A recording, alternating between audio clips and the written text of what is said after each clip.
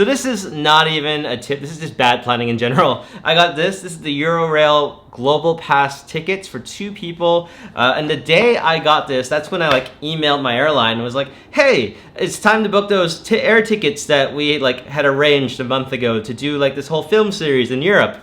And then they came back to me and was like, oh, that's actually on Easter, we can't do that. Don't book this before you get your flight, because then you already have set dates for this and you're screwed.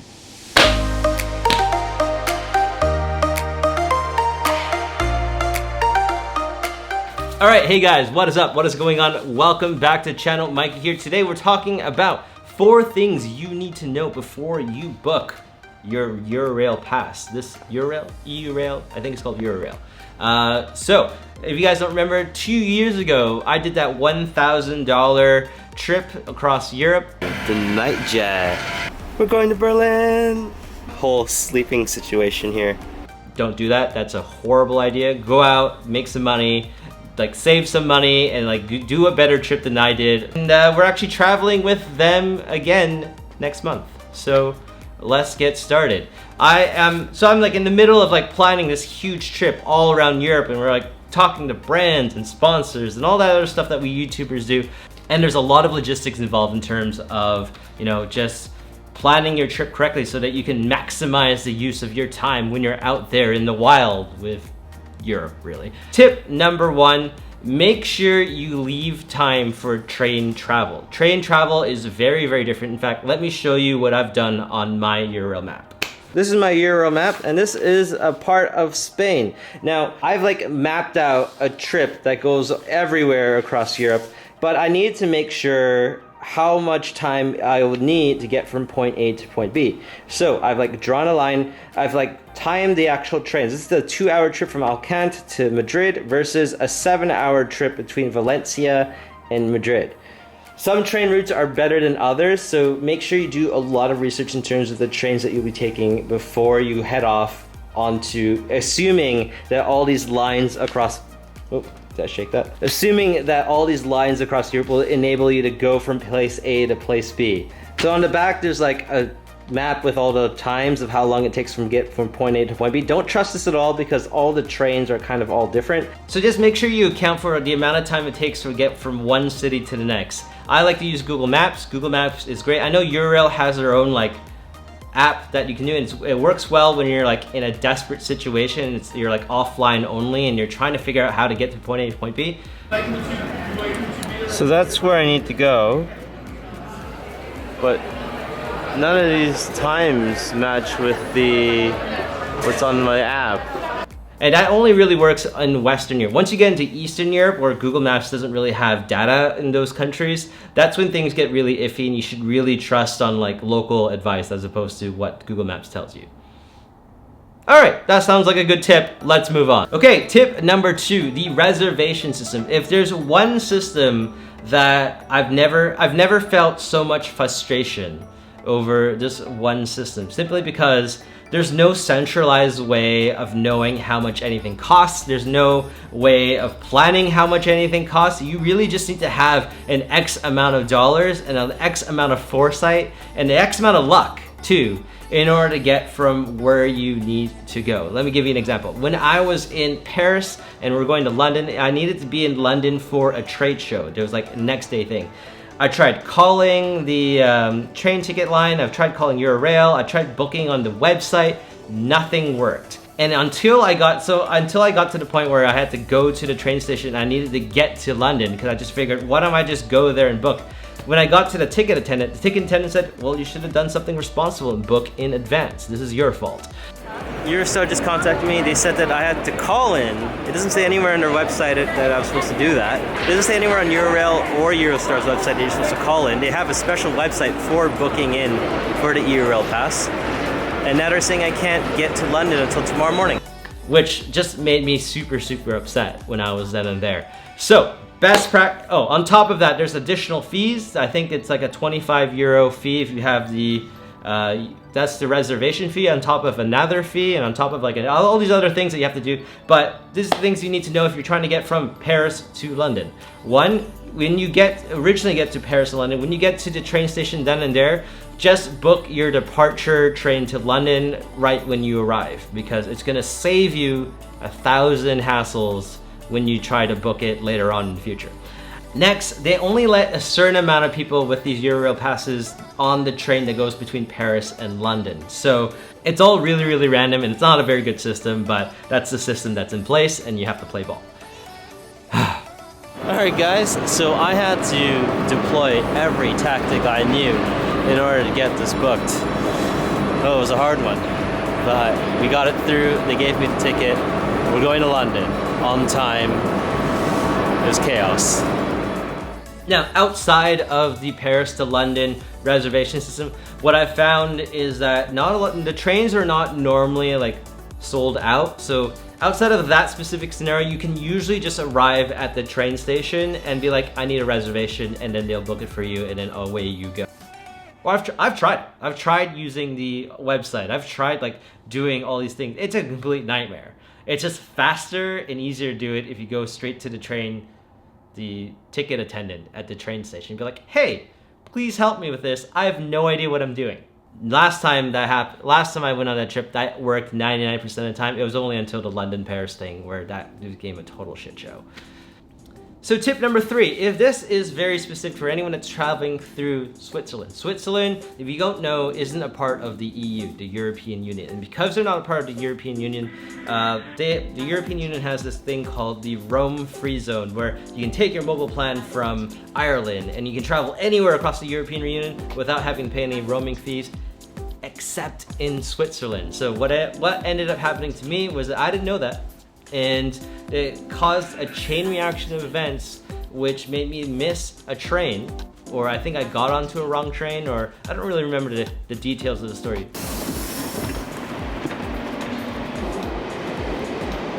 Where's first class? I want first class. Yeah.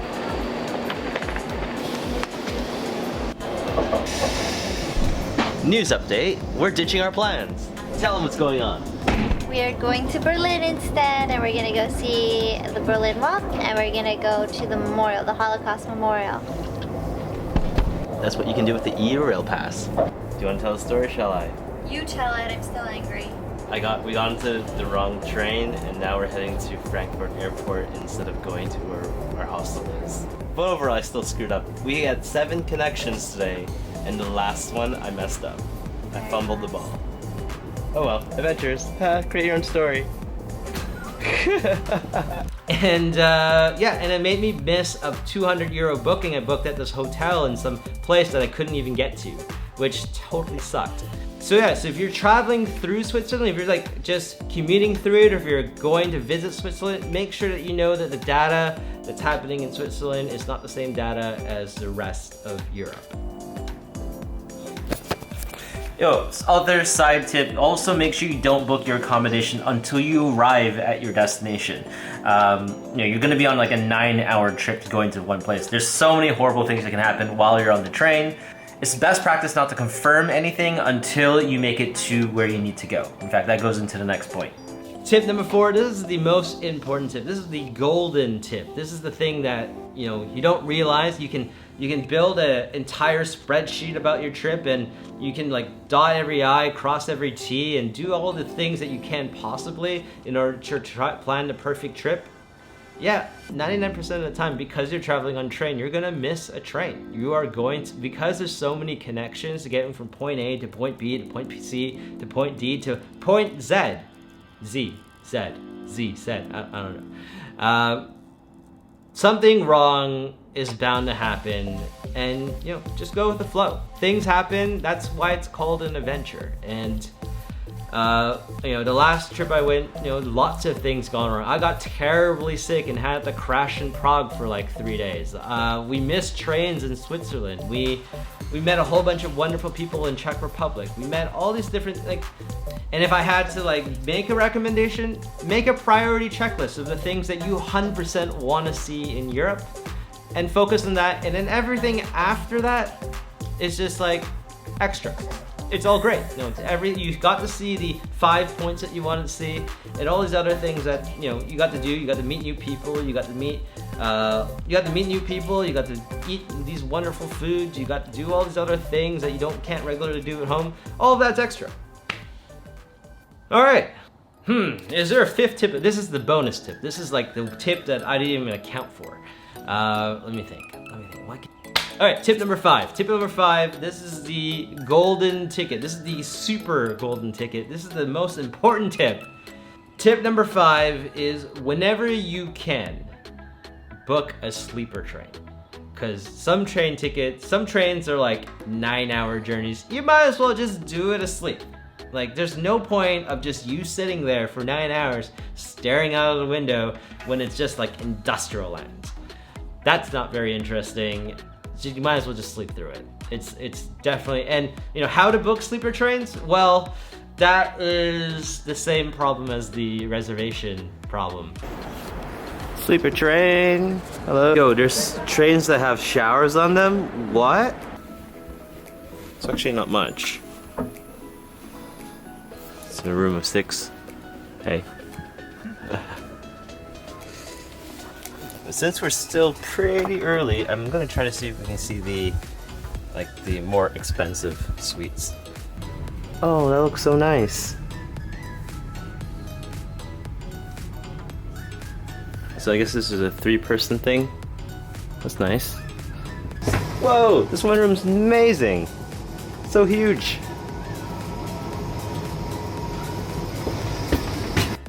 So that's your 4+1 golden tip on what you need to know before you go across Europe with the Eurail Global Pass.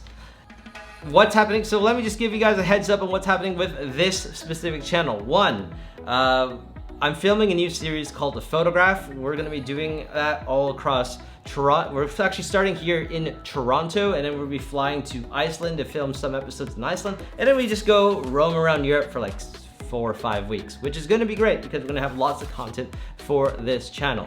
I'm not gonna be doing it daily vlog style. I don't think that's a style that's gonna be suitable for 2019. We're gonna crush it with a brand new style for 2019. We're gonna be filming all of it, and then we're gonna bring it back, and then we're gonna like make it into actual good content. On top of that, we're gonna be filming these things called dispatches, where I figure out a story that I wanna pursue that's not really a part of the actual series, and we're gonna create that type of content while I'm in Europe. So it's not gonna be very vloggy, it's gonna be like more story-based content. Hopefully you guys like it. While I'm here in Toronto, I'm gonna be filming like videos like this, talking to you guys about tips that you need to know before you go to certain destinations. So I'll do that until the actual trip happens. Hopefully you guys like the new format. Hopefully you guys like all the stuff that I've been preparing for, because apparently I've been working on this for like an entire year. It's been like a really rough year. Thank you guys for watching. Remember, like and subscribe. Smash that notification bell if you want to see some amazing travel content all over the world. And I guess I'll see you guys next time. I'll see you guys on YouTube. Peace. Is there a difference between first or second class tickets? Not really. I know that, you know, once you hit a certain age, you have to have first class tickets. You can't get the second class tickets. And the only time where I really felt like it was different was when I was in Scandinavia, where they had like an actual first class lounge on the train, where most of the trains that I was been on so far, there was like, maybe you get a bigger seat, maybe you get access to like one thing over the other, but it was really negligible. If you you shouldn't have to pay more money for the first class, because you're pretty much paying for the same product.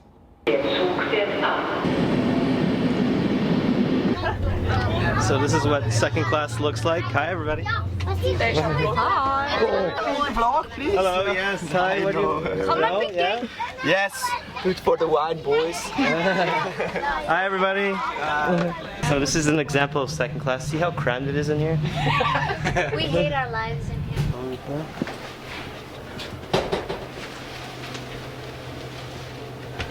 Sorry. I just got a message on my watch just going, hey, remember that flight that we said we were gonna book? Well, we can't do that. So you have to figure out alternate route, which is completely screwing over my whole Eurail trip planning thing here, but it's okay. The important part is to be malleable with this whole thing here. So that's what we're gonna do. We're gonna be malleable. Things happen, it's all right. Just deal with it. I don't really like, so Eurail, the US fulfillment center, in Utah, they just put all this on like an envelope and was like, hey, here's your Global Pass tickets. Where the European, when you're like in Europe and you book these Euro tickets, they give you like a nice envelope. It's all about the presentation, you know? Like this just looks like a whole bunch of pamphlets that you just got in the mail. The other one, you get like a whole book and they're inside this booklet and it looks really nice. I'll show you like. That holds still. Dolomites are right here if you want to do the Dolomites. The Alps kind of move into the Dolomite, and it's the type thing. So but we do need to like actually have a plan.